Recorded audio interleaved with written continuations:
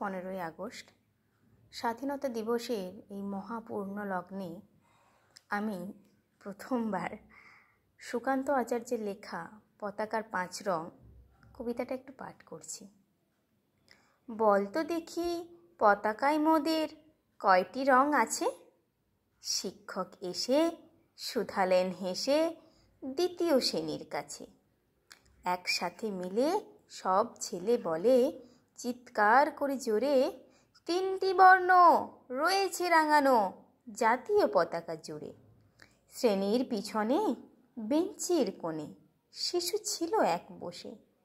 পতাকার মাঝে 5 রং আছে, বলল সে মৃদু ভাষে। কথা তার শুনে বাকি শিশুগণে হেসে খায় লুটোপুটি। শিক্ষক রেগে বলেন হেঁকে, বোঝাও কি করে 5টি?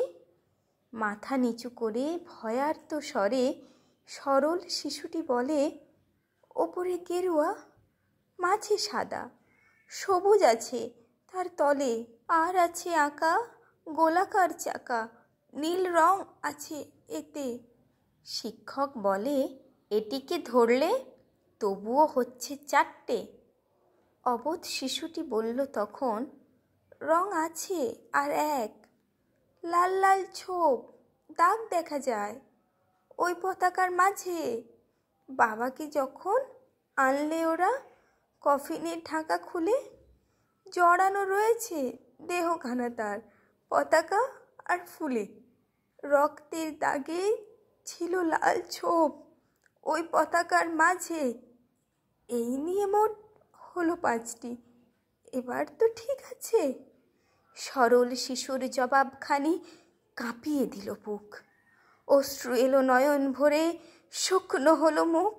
আজও যারা দেশের জন্য করছে বলিদান, স্বাধীনতার শহীদ সম তাদের অমর প্রাণ। হয়েছে স্বাধীন, পেরিয়ে গেছে 70টি বছর। দেশ বাঁচাতে যাচ্ছে যে প্রাণ, রাখছি কি তার খবর? নমস্কার।